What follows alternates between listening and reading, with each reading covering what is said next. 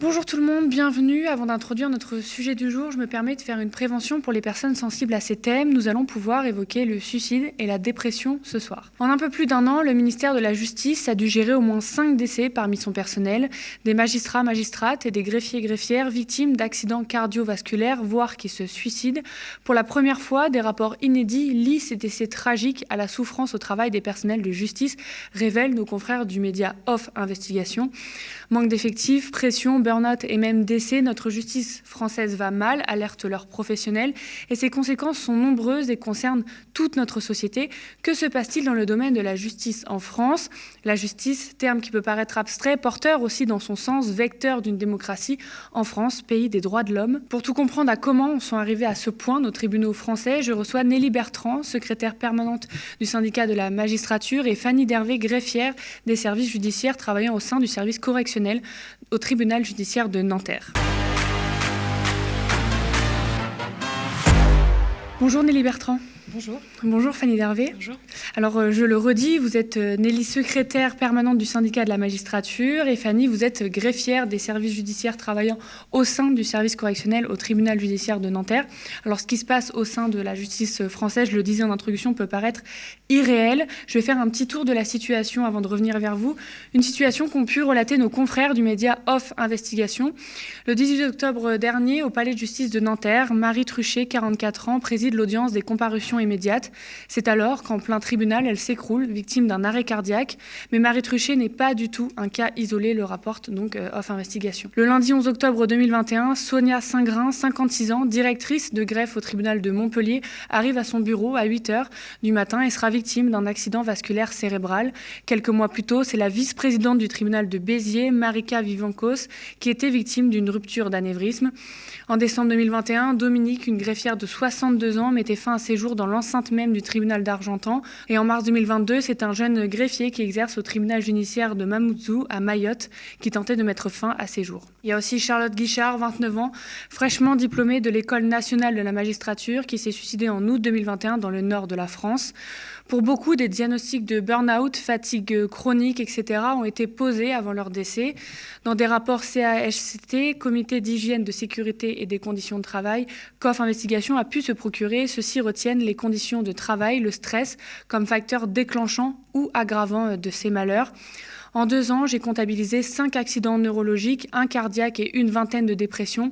Ça fait 30 ans que je fais de la médecine du travail. Je n'ai jamais connu ça, a rapporté pour Off le médecin du travail dans le ressort du tribunal de Montpellier, Laurent Plastre. Je le rappelle avant de commencer l'interview, mais il existe des ressources en cas de fatigue, dépression, burn-out, pensée suicidaire, comme la médecine du travail, mais aussi la ligne nationale d'urgence, le 3114. Nelly, Fanny, il y avait donc une journée de grève hier avec plusieurs rassemblements à l'appel des syndicats pour dénoncer l'état de la justice en France, de tout ce que je viens de dire aussi.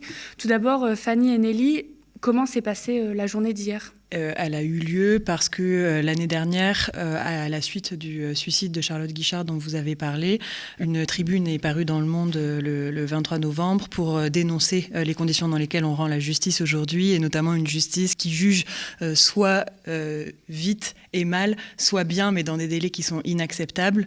Et donc les professionnels ont crié tous ensemble, puisque beaucoup de greffiers, plus de la moitié des magistrats de France ont signé cette tribune, et ça avait donné suite à une mobilisation, et on a fait le bilan 1 an après, et on s'est rendu compte que finalement la situation n'avait pas changé, voire qu'elle avait empiré. Vous l'avez dit, on a beaucoup de souffrances au travail qui s'expriment par des suicides, par des décès au travail, mais aussi par beaucoup de burn-out, par des démissions, etc. On a sorti un sondage aujourd'hui, on a interrogé les magistrats de France sur cette question-là, qui a finalement donné comme résultat le fait que 97,2% des magistrats qui ont répondu au sondage considéraient que la situation ne s'était pas améliorée, voire qu'elle s'était empirée. Voilà, donc le mot d'ordre aujourd'hui, c'était de dire que oui, il y a eu des belles annonces cette année sur des augmentations de budget, des recrutements massifs, mais ça ne suffira pas à ce qu'on rende une justice de qualité et à ce que les professionnels retrouvent du sens dans leur métier. On reviendra sur ces thèmes tout au long de l'interview. Fanny, comment vous avez vécu la journée d'hier ? La journée d'hier, moi j'étais gréviste. Je me suis rendue au rassemblement qui a eu lieu devant le tribunal de Nanterre, où étaient présents des magistrats, a des directeurs de services de greffe, des greffiers et aussi des avocats qui nous apportent leur soutien, puisqu'ils sont eux aussi dans les mêmes conditions que nous. Donc ils partagent ces conditions et ils partagent la mobilisation qu'on peut avoir. Mais est-ce que ça va aboutir? C'est la vraie question. Est-ce que ça va donner quelque chose outre les recrutements qu'on peut nous promettre? La réalité, c'est que ces recrutements-là, c'est aussi beaucoup de démissions rapides. Je reviens sur mon introduction, qui est difficile à dire et à entendre. Manque d'effectifs, quasi pas de vacances, surcharge de travail, pression, stress, on l'a dit, burn-out, décès. Nelly et Fanny, est-ce que vous pouvez nous expliquer, pour ceux qui ne savent pas du tout ce qui est en train de se passer, qu'est-ce qui se passe dans nos tribunaux français aujourd'hui, si vous pouviez dépeindre un peu la situation? Ce qui se passe, c'est qu'on a toujours des audiences qui sont extrêmement longues. Je parle par exemple des audiences de comparution immédiate, qui sont des audiences de jugement rapide des délits, donc où les personnes sont jugées juste à la fin de leur garde à vue. Des audiences qui, de plus en plus, sont surchargées. On juge énormément de personnes et on les juge très vite et assez mal. L'enquête est en général assez courte puisqu'elle se fait uniquement dans le temps de la garde à vue. Et ce sont des audiences qui, bien souvent, et encore la semaine dernière à Bobigny, se terminent au milieu de la nuit, par exemple à 5h30 du matin. Et finalement, ce qu'il en ressort, c'est une justice qui est expéditive et qui est très pourvoyeuse d'emprisonnement, alors même qu'on est dans une situation où les prisons débordent et donc c'est absolument pas satisfaisant. Et là, je parle que du pénal, mais au civil, c'est exactement la même chose. À Nanterre, vous en parlerez mieux que moi, mais les gens doivent attendre plus de 12 mois pour prétendre à être jugés et à avoir une décision sur la garde de leur enfant dans des situations familiales qui sont parfois hyper complexes. Donc en fait, c'est ça la situation des tribunaux aujourd'hui. Et ce qu'on voudrait faire passer, c'est que oui, ça crée du stress et ça crée de la souffrance pour les professionnels, mais ça se répercute ensuite sur les personnes qui sont jugées elles-mêmes et qui se retrouvent, alors même qu'elles ont recours à la justice parce qu'elles sont dans une situation de précarité ou d'urgence, méprisées et pas écoutées, on leur explique pas leurs décisions. Et ça, c'est inacceptable dans un état de droit comme la France. Fanny, du coup, si vous pouvez nous dépeindre la situation en tant que greffière au tribunal de Nanterre. À l'heure actuelle, quand moi j'arrive en audience correctionnelle le lundi matin sur des dossiers de violence conjugale, donc la grande cause du quinquennat, quand les gens nous disent en fait à l'heure actuelle moi je voudrais avoir un avocat mais j'ai pas encore pu avoir un avocat, on leur dit dans ce cas vous demandez un renvoi. Si vous demandez un renvoi, on vous revoit dans un an. Dans un an, la situation elle évolue. En mieux, en pire, on ne sait pas. Donc, c'est dire aux gens, en fait, soit on vous juge aujourd'hui, et comme ça, vous faites clôturer cette page et vous passez à autre chose, soit cette situation-là, vous la conservez comme ça, ou vous essayez de l'améliorer, et on se revoit dans un an et on verra ce qui se passe et ce qui s'est passé entre-temps. Les justiciables, ils ne comprennent pas ce qu'on fait, mais en fait, on peut pas leur dire, vous êtes juste à un dossier, parce qu'en fait, c'est pas vrai. On n'a pas des dossiers, on a des gens dans ces dossiers. Et en fait, on se retrouve dans une situation où on ne peut pas traiter correctement, prendre le temps qu'il faut. Parce que moi, mes audiences le lundi matin, elles commencent à 9h, mais elles finissent minimum à 13h30. Et pourquoi elles finissent à 13h30 ? Parce qu'en fait, il faut qu'on libère la salle. Sinon, en fait, on finit à 15h. Moi, j'ai déjà fait du 9h, 18h30 en étant enceinte de 7 mois et demi, avec à peine une demi-heure pour manger au milieu. Enfin... On est dans des conditions de travail qui ne sont pas acceptables, mais on met du coup nos justiciables dans ces conditions-là parce qu'on n'a pas d'autre choix, parce qu'on n'a pas les moyens de faire mieux. On voudrait tous faire mieux, mais on ne peut pas. Et c'est ça le problème aujourd'hui. Il y a le syndicat de la magistrature qui a envoyé un questionnaire à l'ensemble de la profession. 1016 d'entre eux ont répondu, donc il y a 93,1% qui déclarent avoir déjà travaillé le week-end en dehors des permanences. 83% ont déjà travaillé pendant leur congé, dont 34,5% systématiquement à chaque période de congé. Est-ce que c'est quelque chose que vous avez constaté, voire vécu, ça ? Alors nous, les greffiers, il y en a certains qui travaillent le soir, le week-end en plus. Surtout maintenant qu'on a la possibilité de faire du télétravail, ce qui est quelque chose de récent, mais c'est beaucoup moins récurrent que chez les magistrats. On a beaucoup de magistrats qui nous disent « Ah du coup, je vous prends cette pile-là, je vais travailler ça ce week-end chez moi. » Non, mais en fait, vous avez une famille, vous avez le droit d'avoir des week-ends, vous avez le droit d'avoir du repos. On condamne les entreprises qui ne respectent pas le droit du travail, mais la justice ne respecte pas le droit du travail, en fait. Enfin, c'est le cordonnier plus mal chaussé, hein. Justement, au sein du syndicat de la magistrature, Nelly, vous écrivez donc dans un communiqué « Ce sont des professionnels en proie à une perte de sens qui s'épuisent au travail et des justiciables réduits à l'état de dossier et de stock ». Est-ce que vous pouvez expliquer ces termes de stock ? Parce que ceux qui ne travaillent pas dans la justice, ils n'ont peut-être jamais entendu ce terme. En fait, c'est exactement là que je voulais en venir. Pour aller plus loin que les magistrats qui travaillent le soir, le week-end, c'est le cas, mais non seulement ils travaillent le soir et le week-end, mais en plus pour rendre une justice de mauvaise qualité. Et c'est ça qui crée le sentiment de perte de sens, en fait. C'est la désillusion qu'on a. On sait quand on rentre dans la magistrature qu'on va beaucoup travailler, mais qu'on va travailler aussi mal, ça on le sait pas, on rentre à l'école de la magistrature avec plein d'idéaux sur la justice, on pense qu'on va sauver le monde en caricaturant, mais c'est un peu ce qui se passe chez les jeunes magistrats, et quand on arrive en juridiction, on se rend compte que c'est absolument pas possible de juger correctement.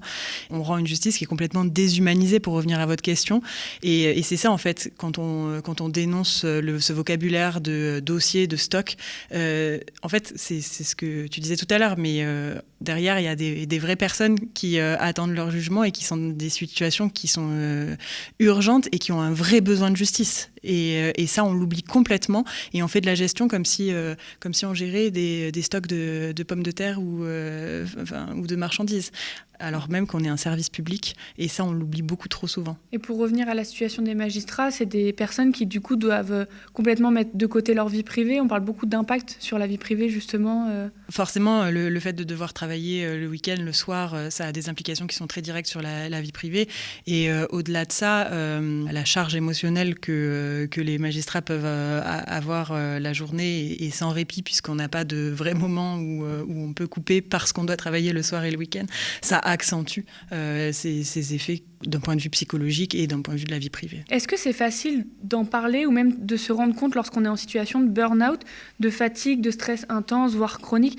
Quel est le rapport avec la hiérarchie dans ces moments-là ? Parce que je me permets de poser la question parce que l'enquête menée par le syndicat de la magistrature rapporte que seulement 39% des magistrats ont déclaré avoir le sentiment d'être en souffrance au travail. Et le média dont je parlais, nos confrères d'Offre Investigation, rapportait qu'il y a parmi les réponses en fait, mises en avant par le rapport, on retrouve celle d'un juge qui déclare « Je ne me sens pas en souffrance au travail parce que j'ai pu voir autour de moi des collègues bien plus en souffrance » ou encore celle d'un substitut du procureur qui déclare « Je refuse de dire oui, sinon je devrais en tirer les conséquences ».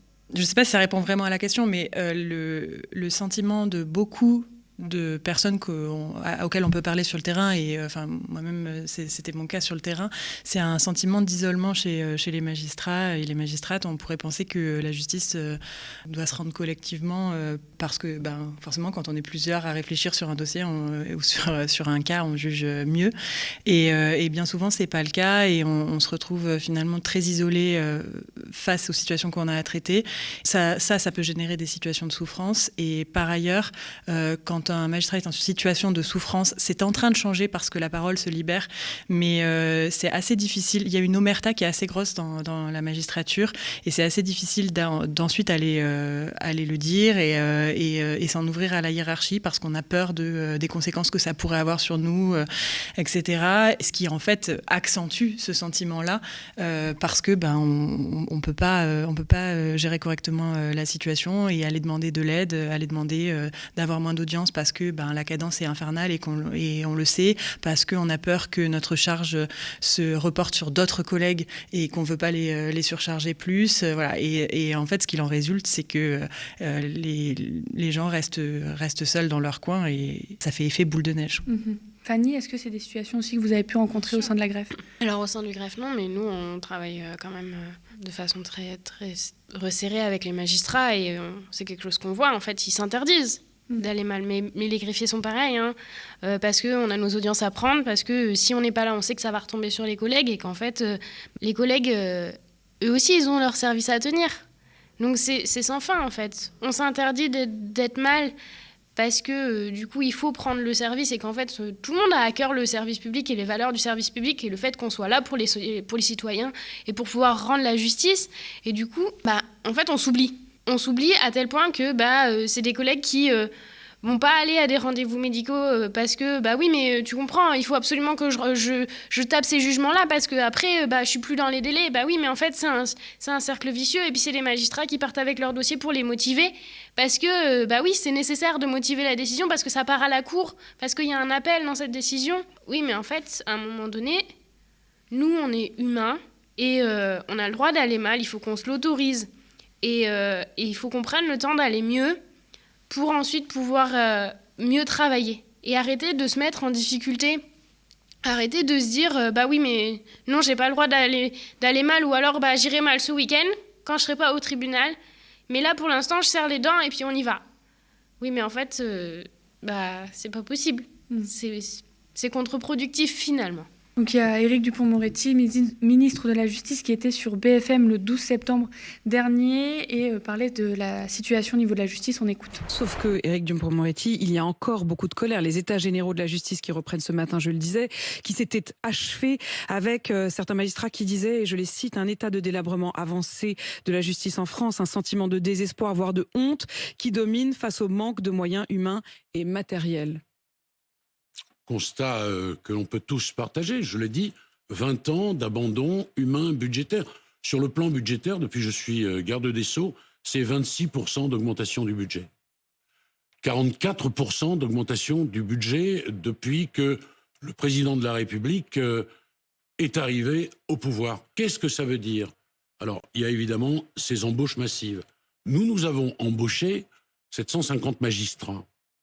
Sous les quinquennats précédents, c'était une centaine de magistrats. Et sous le quinquennat d'avant encore, pardon de le dire, c'est un chiffre négatif, car on ne remplaçait pas les magistrats qui partaient à la retraite. Alors vous dites 750, mais il en faudrait 1500, si on en croit les conclusions des premiers états généraux de la justice. 1500. Il faut un peu de temps pour développer un triptyque. Je vous ai dit où nous étions. Vous en êtes à mi-chemin, si j'en crois le nombre d'embauches. Il y a les états généraux, il y a les promesses du président de la République. 8500 embauches, personnel supplémentaire, magistrats, assistants de justice, ça va se mettre en place. Donc 20 ans d'abandon humain et budgétaire, augmentation du budget de la justice de 26% sous les quinquennats Macron, embauche de 750 magistrats. Qu'est-ce que vous pensez de ces propositions du ministre de la Justice ? C'est ce que je disais tout à l'heure en préambule, mais nous, évidemment, qu'on salue les augmentations au niveau budgétaire de la justice, évidemment qu'on demande des recrutements supplémentaires, mais il y a plusieurs choses là-dedans. Déjà, les besoins sont colossaux dans la justice. Dans l'extrait que vous avez montré, c'est 1500 le chiffre qui est donné et qui ressort des conclusions des états généraux de la justice, mais en réalité, 1500, c'est un chiffre qui se base sur pas grand-chose. Quand on a demandé aux chefs de cour des cours d'appel l'année dernière d'objectiver leurs besoins dans les juridictions, sans se censurer, on leur a demandé ça à la suite de la mobilisation qu'il y avait eu. Ce qu'il en est ressorti, c'était un besoin de 4 991 magistrats supplémentaires. Donc c'est plus de 3 fois plus que les 1500 qui sont annoncés sur le quinquennat. Et par ailleurs, lorsqu'on compare la France avec les autres États européens, dans une étude qui est sortie de la CEPEJ en 2022, c'est qu'on a uniquement 3 procureurs pour 100 000 habitants en France, alors que la médiane européenne, elle est à 11 procureurs pour 100 000 habitants. Et si on compare la France à des pays équivalents en termes de produit intérieur brut, c'est encore pire. Donc le chemin est encore très très long pour combler les besoins dans les juridictions. Et après, la deuxième question qu'il y a là-dedans, c'est qu'est-ce qu'on fait des recrutements, comment on recrute et qu'est-ce qu'on fait des recrutements. Comment on recrute, c'est la question, je te laisserai la parole là-dessus tout à l'heure, mais c'est la question des sucres rapides dont on a beaucoup parlé l'année dernière. Il y a un mouvement assez général dans la fonction publique, mais aussi dans la justice, de précarisation des emplois et de recrutement massif de contractuels de catégorie B, de catégorie C et aussi de juristes assistants qui sont censés aider le magistrat dans son travail. Mais la réalité, c'est que c'est des contrats de très court terme et ça remplacera jamais des magistrats et des greffiers et greffières qui sont titularisés et qui seront là pour des années et des années. Et par ailleurs, oui, des moyens supplémentaires, c'est bien, des effectifs supplémentaires, c'est bien, mais si on multiplie par 2 le nombre de magistrats et si on multiplie par 2 le nombre de greffiers, mais que ça sert à faire 2 fois plus d'audience de comparution immédiate et à mettre 2 fois plus en prison, la situation dans la justice ne sera pas pas réglé et on aura toujours le même sentiment de perte de sens, on aura toujours le sentiment qui est véridique de maltraiter les justiciables et la situation ne changera pas. Et le problème, c'est que ça, c'est pas dit par le ministre dans son passage, mais c'est ça qui se passe. Lui, il met l'accent sur ce qu'il appelle la justice de proximité et au pénal, la justice de proximité, c'est la lutte contre la petite et moyenne délinquance et dans les faits, ça se traduit comme ça en fait. On va mettre tous les moyens pour les personnes qui commettent des usages de stupéfiants, des outrages. Alors ça fait très bien pour les chiffres, mais finalement on règle pas du tout les problèmes en profondeur et derrière il y a des grandes oubliées et notamment la justice économique et financière ou encore le crime organisé qui sont des vrais problèmes sur lesquels on a besoin de mettre beaucoup de moyens. Fanny, donc qu'est-ce que vous pensez de cette déclaration ? Recruter, c'est bien, mais on recrute des contractuels qu'il faut former. Donc en fait, nous, ça nous prend du temps de travail et on n'a déjà pas assez de temps pour faire ce qu'on doit faire. On recrute des contractuels qui vont pour beaucoup démissionner rapidement parce que les conditions de travail dans la justice, elles sont pas dingues, faut dire ce qui est. Et puis c'est des contractuels qui n'ont pas forcément de formation juridique. Il faut qu'on explique tout notre jargon, il faut qu'on explique toute la procédure. Il faut faire de la pédagogie. Donc en fait, il ne faut pas expliquer une fois, il faut expliquer plusieurs fois. À Nanterre, là, on a un adjoint administratif, donc c'est un catégorie C, qui est arrivé cet été. Il a déjà démissionné. Il a démissionné début octobre. Enfin, dire qu'on va recruter, c'est très bien, mais en fait, il faut réussir à faire de la qualité dans le recrutement qu'on fait. Il faut réussir à former les gens. On recrute des greffiers, on recrute des magistrats, c'est très bien, il en faut, mais en fait, ça ne va pas combler les départs, parce qu'en fait, il y a énormément de greffiers qui partent, qui démissionnent, qui partent dans d'autres administrations, qui demandent des détachements. Moi, je suis rentrée à l'École nationale des greffes en septembre 2019. Je fais partie d'une des plus grosses promotions. On était 365 en septembre. Quand on a prêté serment en novembre, on était déjà plus que 350. Quand on est arrivé en juridiction, au bout de 18 mois de formation, on était déjà plus que 330. Et maintenant, à peine 2 ans après notre titularisation, entre les burn-out, les démissions, les détachements, ceux qui ont eu d'autres concours, qui sont partis dans d'autres administrations, on n'est plus que 280. Ça fait 3 ans. Donc, recruter, c'est bien, mais en fait, il faut être conscient qu'il faut recruter plus que ce dont on a besoin pour pouvoir être sûr d'avoir le chiffre entre guillemets nécessaire. Mais les gens sont pas des numéros en fait. Donc il faut accepter que recruter, oui, c'est nécessaire, mais il faut recruter plus, il faut former les gens. On peut pas prendre n'importe qui dans la rue et lui le poser sur un fauteuil et lui disant maintenant, toi, tu vas travailler pour la justice. Et du coup, tu vas enregistrer des procédures. Non, en fait, ça se fait pas en claquant des doigts. Toute la justice en a besoin. Enfin, le Conseil des prud'hommes de Nanterre, actuellement, il audience en 2026. Il donne des dates pour des audiences en 2026. Enfin, on dit quoi aux salariés qui est en difficulté, qui a eu un problème, qui a été licencié, etc., qui n'a pas eu ses indemnisations? On lui dit, vous reviendrez dans 4 ans. C'est pas entendable, en fait. Et les états généraux de la justice qui ont eu lieu l'an passé, est-ce que vous avez vu des améliorations ou des portes de sortie Alors, juste pour rebondir sur ce qui vient d'être dit, parce que je trouve ça très intéressant par rapport au Conseil de prud'homme, ces délais d'audiencement qui sont absolument délirants jusqu'en 2026, ça correspond à des salariés qui se retrouvent licenciés, qui parfois recourent à la justice pour dénoncer un licenciement abusif et qui, en attendant, se retrouvent dans une situation de précarité. Et il y a un effet boule de neige derrière qui se crée parce qu'un justiciable qui se retrouve dans une situation de précarité, il va accumuler des dettes. Donc, du coup, ses créanciers vont l'attaquer en justice parce qu'il n'a pas payé ses dettes. Donc, il va se retrouver en état de surendettement. Il va recourir à la justice pour faire constater cet état de surendettement.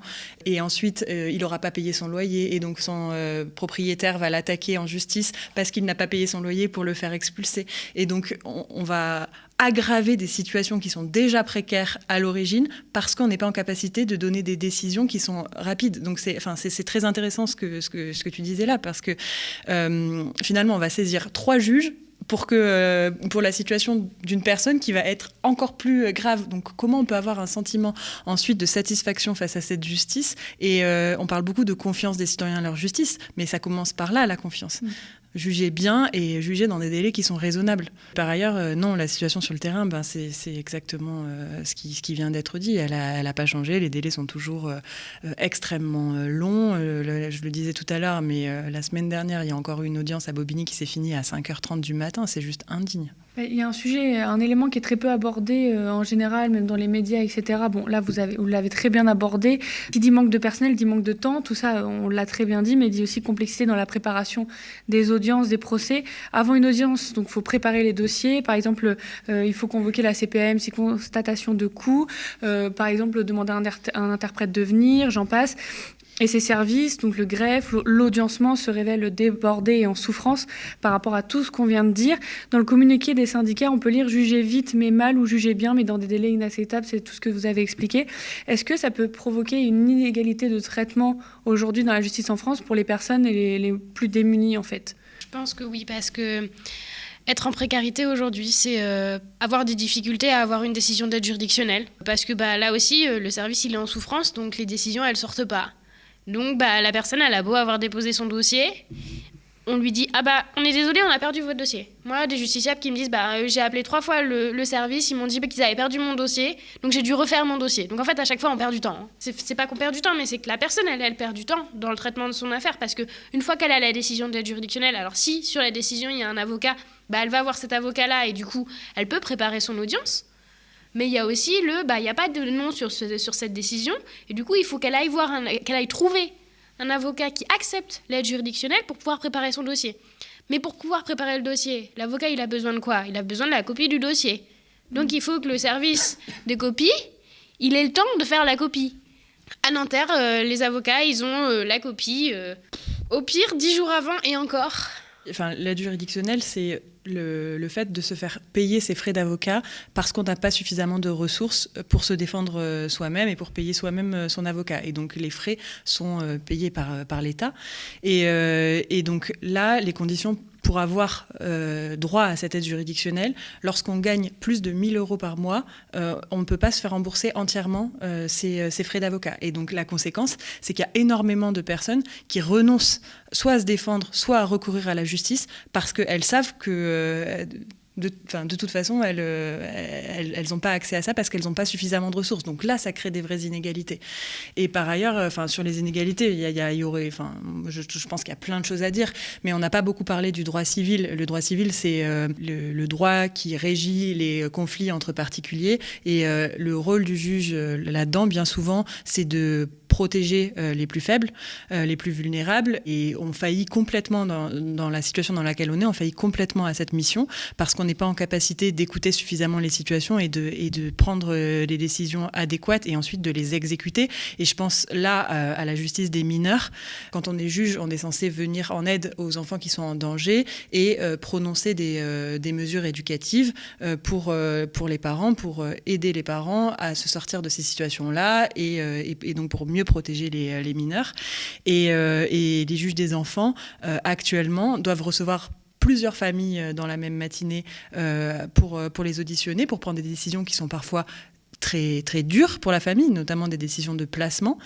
Et quand une famille a entendu 10 minutes pour que la décision finale soit que l'enfant soit placé, mais c'est absolument indigne. Et par ailleurs, une fois que cette décision est prise, il faut qu'elle soit exécutée par les services éducatifs qui eux-mêmes sont en souffrance et qui peuvent parfois attendre des mois avant de prendre en charge les mesures qui sont prononcées.